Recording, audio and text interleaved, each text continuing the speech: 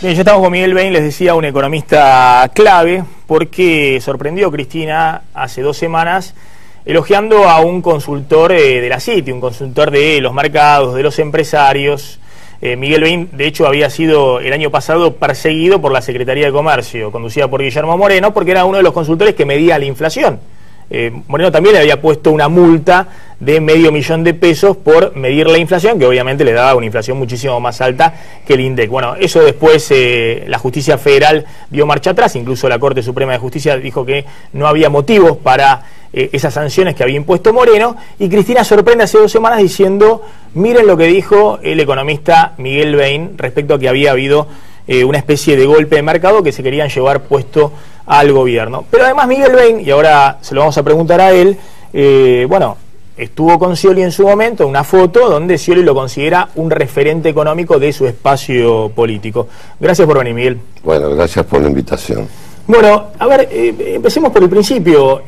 ¿Vos crees que el gobierno quiso devaluar o se lo llevó puesto del mercado? Quiso devaluar.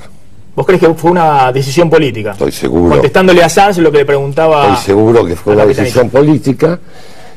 Creo que originalmente estaba planteado distinto. Me parece que el ministro de Economía en noviembre sabía que tenía que devaluar, y cuando planteó el tema no tuvo apoyo político para devaluar en forma inmediata. Es decir, no tuvo apoyo político para aumentar $1.50 el valor del dólar, que en ese momento valía 6 pesos. Y sí tuvo apoyo político para intentar un camino de aproximación moviendo el dólar 6-7% por mes. Lo cual, digo, en economía ningún economista diría que hay que hacer así las cosas. Claro.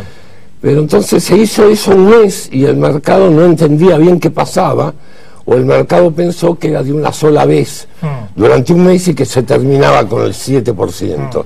Cuando en enero arrancó otro 6-7% de ritmo, y bueno, para el 10 de enero todo el mercado se había dado cuenta que ahí no paraba, y la tasa de interés en pesos, para el ahorro en pesos, era nada, 22%. Muy bajo. Vos castigabas al que se quedaba en pesos respecto a... No, pero no es que lo castigabas, lo derretías. Lo derretías. Porque era 27% anual el plazo fijo, y 70% anual el aumento en el precio del dólar. Bueno, eso generó una aceleración de la corrida muy importante, en el contexto de la cual hubo sectores que francamente especulaban con que el gobierno no llegaba a fin de marzo, que el Banco Central no llegaba a fin de marzo, algunos que además decían vamos todavía que eso pase. 26% dio una encuesta que hizo un portal muy importante, que decía que 26% de la población quería que la presidenta se vaya ya. Yo, la verdad, vi que titulaba 75% no cree que haya un intento de desestabilización, y yo pensaba, 26 quiere que se vaya ya.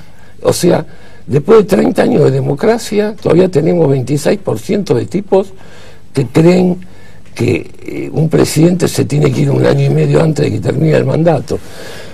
Fue fuerte. Ahora, hubo voces además diciendo que se vaya ya, no las voy a mencionar, las conocés vos, políticos. Ahora, Miguel, el gobierno logró despejar esa incertidumbre política. Ahora todos son conscientes de que Cristina quiere y va a llegar al 10 de diciembre del 2015. Esa incertidumbre política no está más. No, porque hay otro tipo de cambio. Claro. A 6 pesos no se podía seguir en la economía, a 8 pesos... Porque te llevaban las reservas del Banco Central, y te quedabas sin reserva, y vos siempre dijiste, sin reserva no hay gobernabilidad. Bueno, eso lo dije desde el año 1984, en mis primeras intervenciones públicas. Real, yo decía cosas más fuertes, decía, cuando te quedás sin reservas te echan a patadas. Y bueno, lamentablemente le pasó al gobierno de Raúl Alfonsín, que se quedó sin reservas en febrero del año 89, y le pasó de vuelta al gobierno democrático, a la Alianza, cuando la Alianza podía haber parado antes. Yo ahí me enfrenté con Cavallo el otro día también en unos comentarios, porque podría haber devaluado antes, salir de la convertibilidad. Había 36.000 millones de dólares en las reservas en marzo del 2001, y en la salida de la convertibilidad quedaban 14.000. Claro. Se habían ido 22.000 millones intentando retomar el crédito con el Fondo Monetario. Bueno, por lo tanto, el tipo de cambio de equilibrio que surge después de la convertibilidad fue muchísimo más alto que el necesario. Ahora, digamos. Miguel, ningún gobierno quiere devaluar. No, claro. No quería devaluar Menem, no quería devaluar de la Rúa, y así le fue. No. Duhalde, nada, le dieron la devaluación ya hecha, ya producida. No, pero bueno, no se hizo cargo nadie de la devaluación. Bueno, de la salida de la convertibilidad todos decían fue una ficción. Nadie devaluó, la verdad que esto era todo mentira. Ahora, ¿vos crees que ahí el gobierno perdió tiempo, digamos? Porque tampoco quería devaluar a Cristina, evidentemente. Tampoco... El gobierno tenía que haber devaluado en noviembre de 2011 con el 54% cuando de asume adhesión. Cristina. ¿Por qué? Porque acá lo que se produjo fue un macrocidio de la economía argentina. Vos lo planteaste muchas veces. En 2010 y 2011. Errores del propio gobierno que destruyeron las bases del modelo económico. Yo no sé si eran errores, era un plan político. En 2009 el gobierno había obtenido 32% de los votos, sí, en medio de la crisis internacional, la caída de 35% en el precio de las materias primas, la gripe A y la recesión. Sí. Perdió las elecciones esas de medio término. Y yo creo que en el gobierno se reunieron y dijeron, ¿qué hacemos? Bueno, ¿saben qué? Dijo Néstor Kirchner, sobran dólares, porque tenemos excedente y el tipo de cambio sigue siendo muy alto. Viene el acelerador por el barro y a fondo. Ponemos al dólar de ancla y dejamos que los salarios viajen. 2010... los salarios del sector privado registrado suben 29% y el tipo de cambio se mueve 4%. En 2011 los salarios 36 y el dólar 8. Como resultado, el salario en dólares promedio de la economía argentina creció 50% en 2 años. Por supuesto, que era una reactivación fenomenal, un aumento fenomenal del consumo de todo lo que aumentaba menos de precio porque era dolarizado, la electrónica de consumo, los electrodomésticos, sí, los autos, las autopartes, el turismo al exterior, y terminó con el excedente de las cuentas externas de la Argentina, no de las reservas, de la cuenta externa, y entró la Argentina en déficit. Cuando vos entras en déficit de las cuentas externas, o tenés crédito internacional y seguís tocando el banjo 5 sí, años, como Brasil sí, en 2005, y si no tenés crédito internacional, tenés que ajustar tus cuentas externas del comercio. Eso se llama devaluar. Bueno, justamente el planteo es, la Argentina se volvió muy cara en dólares, y eso lo conocemos porque ocurrió también en la época de la convertibilidad, en la época de la tablita de Martínez de Oz, significa problemas con la producción nacional, problemas sí, para sostener la creación de empleos, sí, es decir, el modelo al cual supuestamente Kirchner no quería volver. Claro, no quería llegar, había salido. No quería llegar al atraso cambiario. Bueno, vamos al escenario hoy, sí, donde vos decís, bueno, hicieron lo que tendrían que haber hecho 2 años antes, sí, pero lo hicieron. Sí. Yo muestro 2 escenarios que yo digo son optimistas del señor Bain. 2 escenarios donde vos planteás un escenario donde la inflación este año es del 34%, porque los salarios cierran en 28%, y sí, aún así hay pérdida de salario real, claro, están bueno, por debajo de la inflación, los salarios. El segundo escenario donde la inflación es del 37%, porque los salarios se negocian un poquito más alto, pero igualmente cae el salario real un poco menos. Sí. Y en los 2 escenarios vos ponés un dólar a fin de año de 9.30, sí, por la idea de que no vuelven al atraso cambiario, sí, el error de los últimos 2 años. O sea, un aumento del TIC de dólar de 43% en el año. Es decir, vos decís que el dólar a 8, a partir de mitad de año, lo van subiendo lentamente hasta llegar a 9.30. A partir de ahora, te diría. ¿Que ya van a empezar, decís? Suavemente, sí. Y por otro lado, aumento de tarifa de 100%. Sí, como mínimo. Bueno, en el transporte ya sucedió, y ahora falta la electricidad, que en algunos sectores será nada, porque va a haber tarifa social, y en otros sectores va a ser el 200% probablemente, o el 250%, no sabemos, pero yo sí veo que distintas personas del gobierno, una vez por semana, dicen que eso va a suceder o para castigar a los especuladores o para generar una suba progresiva y que los que puedan que paguen. Yo puedo hablar de esto porque yo renuncié a los subsidios cuando se planteó que había que renunciar al que podía pagar, sí. Lo hice, pero sí, viene eso, y eso viene fin de mayo, bueno, ahora principios de junio. Explícame algo, yo digo, estos son los escenarios optimistas del señor Wayne. No, lo digo irónicamente porque bueno, la economía en el primer escenario cae 1,5% sí. En el año, sí. En el segundo cae 0,5% en el año. ¿Por qué? Porque en el segundo escenario el salario cae menos que en el primero. Y te sostiene un poquito más el salario, el consumo. Ahora explícame, yo la verdad que en cualquiera de estos dos escenarios estamos hablando de estancamiento o una leve recesión, sí. Con una inflación muy alta, arriba del 30% sí, de inflación. Sí, sí, sí. El dólar se sigue moviendo y tenés un tarifazo en Capital y Gran Buenos Aires sí. Que vuelve a golpear también los bolsillos, por sí, lo menos de un que impacta muy poco en la inflación. Claro, pero golpea los bolsillos de cierta clase impacta media. Porque como las tarifas estuvieron congeladas 10 años, hoy la tarifa no pesa nada en el costo de vida. Claro. Entonces vos la podés multiplicar por 4 y te agrega 1,5 puntos a la inflación. No es como cuando la factura de electricidad era 3 o 4%, claro. Ahora no es nada. Es lo que siempre decimos, la factura de luz promedio de un bimestre son 2 kilos de pan hoy. Exactamente. Es decir, esa relación nunca fue así. Siempre era mucho más cara la luz en relación a los comestibles. Ahora, el planteo de yo veo un escenario como el que vos planteás, que no es un escenario de crisis, no, claro, pero sí es un escenario muy complicado desde el punto de vista político y social. Decime cómo se deglute desde el punto de vista, o digiere desde el punto de vista político y social, tener una economía planchada o en recesión, con 34% de inflación, con el dólar subiendo otro 20% hasta fin de año y con 100% de ajuste de tarifa. Explícame, digamos, cómo cierra desde el punto de vista político y social. Bueno, al tope de la agenda está la puja distributiva. Hoy lo ves en la provincia de Buenos Aires, donde con una oferta del 30,5%, el resto de la administración pública provincial aparentemente estaría de acuerdo, los maestros no. Y dentro de 3 días los padres van a decir, escúchame, ¿qué pasa acá? Con 31% no será lo mejor, pero tampoco es lo peor. Bueno, digo, va a haber que administrar conflictos. Hay sectores, esto da 28 de promedio de suba, hay sectores que cierran el 24, como los bancarios o como las automotrices, que el mercado se les cayó 25%, tienen en juego el empleo.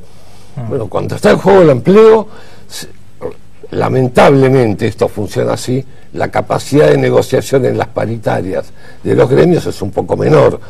Cuando no está en juego el empleo, como el empleo público, que no está en juego porque hay estabilidad, bueno, la capacidad de pelear y de negociar es mayor hasta que, como vos lo dijiste antes, los padres se aburren y ven que la oferta finalmente fue, qué sé yo, 30, es lo que todo el mundo está esperando. Una economía donde los salarios en promedio 28, con algunos gremios 30 o otros 32. No es un escenario muy optimista, es un escenario en el que no hay crisis financiera, y esto yo lo mantengo a rajatabla y nunca dudé de que no iba a haber una crisis financiera. Y te diría más, tampoco el año que viene va a haber una crisis financiera, la economía va a estar un poquito mejor que este año, aunque también ya no es más. La economía argentina cumplió un ciclo. Hay quien lo llaman década perdida. Para mí es una década ganada, pero recontraganada en economía y en relación a los sectores populares. Obviamente llena de problemas, llena de temas, falsificación de estadísticas, problemas pendientes hay. No acceso al crédito internacional. Pero es una economía que arranca de 25% de desempleo y llega a 6,5, 6,7. Arranca de 54 de pobreza, está en 23. Yo no digo que está en 14, no soy tonto, estará en 23, alrededor de 23. Digo, fue la década del consumo. Es la década en la que vos llegás en tren bala por crecimiento del consumo. Ahora estás casi en pleno empleo. La agenda hoy no puede ser más la misma, porque la población crece 1% mensual. Déjame explicar esto. ¿Y cómo crece la economía? Crece con la población y lo que aumenta la productividad. A como invierte la Argentina, la productividad aumenta 2% por año. O hay un shock de inversiones para aumentar la productividad más rápido, o vas a crecer 2,5, 3% por año. Por eso la década que viene, la agenda no es más por el consumo. Es la inversión.